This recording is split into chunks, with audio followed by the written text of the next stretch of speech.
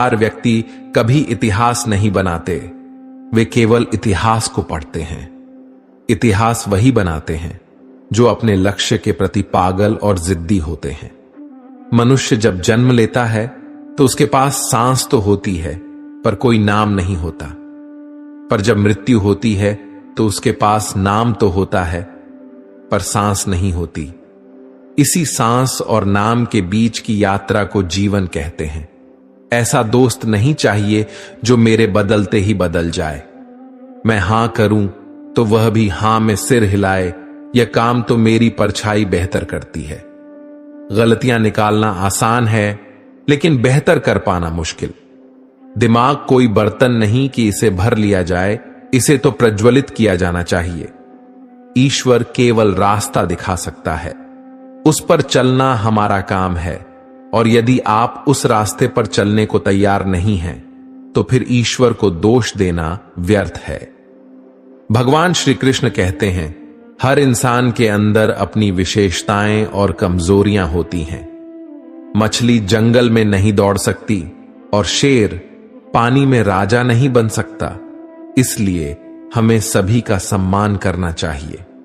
भगवान से भी बड़े माता पिता होते हैं, क्योंकि भगवान सुख और दुख दोनों देते हैं, पर माता पिता हमेशा सुख की छाया बनकर खड़े रहते हैं। जिस तरह नींबू के रस की एक बूंद हजारों लीटर दूध को खराब कर देती है, उसी तरह इंसान का अहंकार भी सबसे अच्छे संबंधों को भी नष्ट कर सकता है। एक बार डाली से टूटे फूल को फिर से नहीं जोड़ा जा सकता, लेकिन अगर डाली मजबूत हो तो उस पर नए फूल जरूर खिल सकते हैं। इसी तरह हम खोए हुए पलों को वापस नहीं ला सकते, लेकिन हौसले और विश्वास के साथ आने वाले पलों को खूबसूरत बना सकते हैं। श्री कृष्ण कहते हैं कि इंसान के धैर्य और धर्म की असली परीक्षा तब होती है जब जीवन में कठिनाइयां आती हैं। जब समय आपके विरुद्ध हो तो सबसे अच्छा होता है शांत रहना। आज अगर समय बुरा चल रहा है तो यह निश्चित है कि कल बेहतर समय आएगा। आपको केवल निस्वार्थ भाव से अपने कर्तव्यों का पालन करते रहना चाहिए, क्योंकि यही आपके नियंत्रण में है। हमारे कर्मों का परिणाम क्या होगा और कब मिलेगा, यह तो केवल परमात्मा ही जानता है। जो व्यक्ति जैसा काम करता है उसी से उसके विचारों का पता चलता है, क्योंकि जैसा आप सोचेंगे वैसा ही काम करेंगे। हम अपने जीवन में जिन चीजों की ख्वाहिश रखते हैं उससे हमारे चरित्र के बारे में पता लगाया जा सकता है। शक्ति का होना बुरा नहीं है, पर वह किसके पास होनी चाहिए यह महत्वपूर्ण है। पैसा कमाने के कई विकल्प होते हैं, लेकिन अच्छा महसूस करने का एक ही विकल्प है, अच्छे कर्म करें। हर आदमी कहता है कि मैं अच्छा हूं, लेकिन लोग क्या मानते हैं यह ज्यादा महत्वपूर्ण है। सिर्फ जानकारियों के आधार पर खुद को इस दुनिया में महफूज रखा जा सकता है। पढ़ते रहने से जानकारी मिलती है, लेकिन जो पढ़ा है उसके बारे में सोचने से उन जानकारियों को अपनाया जा सकता है। लोगों का काम है कहना, और उन्हें कहने दो। अगर कोई व्यक्ति दिन रात मेहनत करता है तो लोग कहते हैं कि पैसों के लिए मारा जा रहा है, और मेहनत ना करें तो निखट्टू है। पैसा खर्च करो तो उसे फिजूल खर्ची या दिखावा कहते हैं, और पैसा ना खर्च करो तो उसे कंजूस या मक्खी चूस कहा जाता है। अगर आपके पास पैसा बहुत है तो कहेंगे कि 2 नंबर का होगा, और अगर पैसा कम है तो कहेंगे कि थोड़ी सूझबूझ होती तो ये हाल नहीं होता।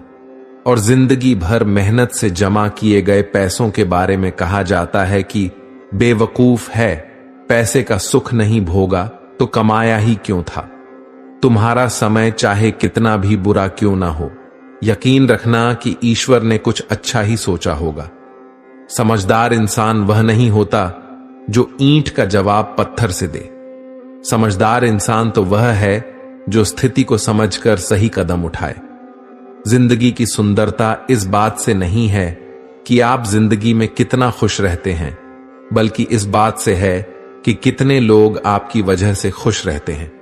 दुनिया में सबसे ताकतवर इंसान वही होता है जो धोखा खाकर भी दूसरों की मदद करना नहीं छोड़ता। कश्तियां उन्हें ही डुबोती हैं जिनके इरादे डगमगा जाते हैं। जिनके दिल में नेकी हो उनके लिए ईश्वर भी रास्ता बनाते हैं। अपनी अच्छाई पर इतना भरोसा रखो कि जो भी तुम्हें खोएगा यकीनन रोएगा। व्यक्ति का व्यवहार देखना हो तो उसे सम्मान दो, और अगर आदत देखनी हो तो स्वतंत्र कर दो। अगर उसकी नीयत देखनी हो तो उसे कर्ज दो, और अगर गुण देखना हो तो उसके साथ कुछ समय बिताओ। तेरी मर्जी से ढल जाऊं हर बार ये मुमकिन नहीं। मेरा भी अपना वजूद है, मैं कोई आईना नहीं। मृत्यु का डर उन्हें है जिनके कर्मों में दाग है। हम श्री कृष्ण के भक्त हैं, हमारे खून में ही आग है। संसार का यही नियम है कि जहां सहयोग है वहां वियोग भी तो है। सदैव संदेह करने वाले व्यक्ति के लिए प्रसन्नता न इस लोक में है न परलोक में। हमें किसी से भी अंधा प्यार नहीं करना चाहिए। हमारा किसी के प्रति अंधा प्यार हमें कभी भी आगे बढ़ने नहीं देता, क्योंकि अत्यधिक प्रेम ही व्यक्ति को बुद्धिहीन कर देता है। अनुमान मन की कल्पना है और अनुभव जिंदगी का सबक। सच्ची खुशी तभी होती है जब आपकी सोच, कथन और कर्म में समानता हो। जीवन में कभी निराश नहीं होना चाहिए, क्योंकि कमजोर आपका वक्त होता है, आप नहीं। जैसे तेल समाप्त होने पर दीपक बुझ जाता है, उसी प्रकार कर्म की क्षीण हो जाने पर भाग्य भी नष्ट हो जाता है। श्री कृष्ण कहते हैं कि कठिन समय में खुश रहने के लिए ये 10 बातें हमें जीवन के अंधकार में प्रकाश दिखाती हैं। 1. परिस्थिति को स्वीकारें और धैर्य रखें, क्योंकि यही हमारे मानसिक बल का आधार है। 2.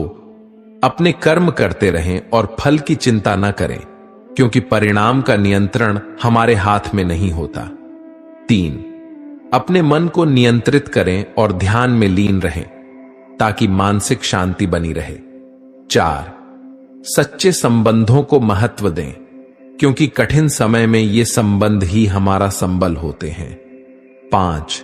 अहंकार से दूर रहें, क्योंकि अहंकार हमें कमजोर करता है। 6. संतोष से जीवन जिएं, क्योंकि संतोष ही सच्ची खुशी का स्रोत है। 7. माया के मोह से मुक्त रहें, क्योंकि यह मोह हमें भटका देता है।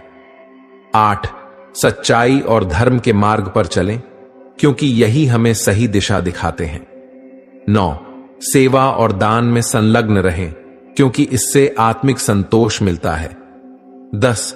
विश्वास रखें कि सब कुछ ईश्वर की इच्छा से होता है, और जो भी होता है वह हमारे जीवन के भले के लिए होता है। श्री कृष्ण की ये बातें न केवल हमें कठिन समय में धैर्य और शक्ति देती हैं, बल्कि हमें सच्ची खुशी का मार्ग भी दिखाती हैं।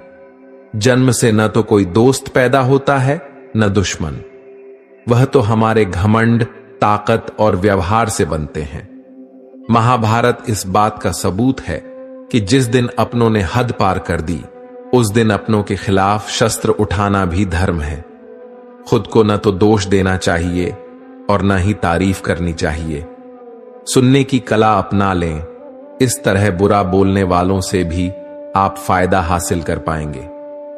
अगर आप लंगड़े व्यक्ति के साथ वक्त बिताते हैं तो आप भी लंगड़ाना सीख जाते हैं।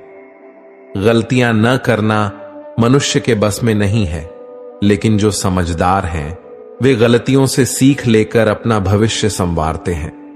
जिस तरह मधुमक्खियां सबसे मजबूत और सूखे फूल से भी शहद निकाल लेती हैं, उसी तरह समझदार व्यक्ति कठिन परिस्थितियों से भी अपना फायदा निकाल लेते हैं। मन की चाल को समझो। इतिहास के पन्नों में आज तक नहीं लिखा गया कि कोई अपने मन की मानकर चला और सफल हो गया। मन की सुनना बंद करो। एक मां अपने बेटे के सिर पर बंदूक तान कर बोली, इसमें असली गोली है, अगर इसे चला दूं तो तेरी जान चली जाएगी। बेटा हंसने लगा और बोला, मां मुझे डर नहीं। मां ने कहा, क्यों? बेटे ने कहा, क्योंकि तुम प्यार जो करती हो मुझसे, इसीलिए ऐसा कर ही नहीं सकती। मां ने कहा, बेटा जब मैं ऐसा नहीं कर सकती तो सोच, उस ऊपर वाले ने हमें जन्म दिया है, वो हमारे साथ कभी बुरा कैसे होने देगा। जिंदगी में कैसा भी समय आए उस पर विश्वास रखें। तुम्हारा मन कभी नहीं कहेगा कि मैं तैयार हूं। तुम्हारा मन कभी नहीं कहेगा कि काम, पढ़ाई, ध्यान शुरू करो। यह हमेशा तुम्हें उलझा कर रखेगा। इसीलिए मन की अनुमति मिलने का इंतजार मत कीजिए। जन्म देते ही माता पिता बच्चे के लिए जीवन भर की योजना बनाते हैं कि उसे कभी तकलीफ ना हो। जरा सोचिए, जिसने दुनिया बनाई है उसने तुम्हारे लिए कितनी योजनाएं बनाई होंगी। बेवजह तनाव में मत रहिए। सब पहले से तय है।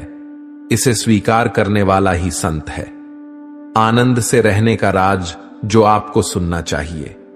एक गांव में महान ऋषि रहते थे। एक दिन एक व्यक्ति ऋषि के पास आया। उसने पूछा, मैं यह जानना चाहता हूं कि हमेशा खुश रहने का राज क्या है। ऋषि ने उससे कहा, तुम मेरे साथ चलो, मैं तुम्हें खुश रहने का राज बताता हूं। ऐसा कहकर ऋषि और वह व्यक्ति जंगल की तरफ चलने लगे। रास्ते में ऋषि ने एक बड़ा सा पत्थर उठाया और उस व्यक्ति को पकड़ा दिया।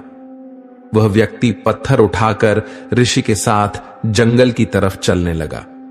कुछ समय बाद उसके हाथ में दर्द होने लगा, किंतु वह चुपचाप चलता रहा। जब दर्द सहा नहीं गया तो उसने ऋषि को बताया। ऋषि ने पत्थर को नीचे रखने को कहा।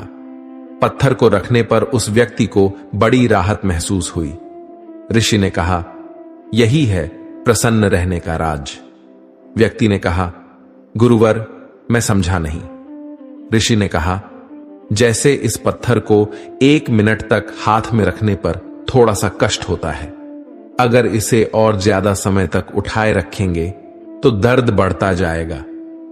उसी तरह दुखों के बोझ को जितने ज्यादा समय तक उठाए रखेंगे उतने ही ज्यादा हम दुखी और निराश रहेंगे। यह हम पर निर्भर करता है कि हम दुखों के बोझ को 1 मिनट तक उठाए रखते हैं या जिंदगी भर।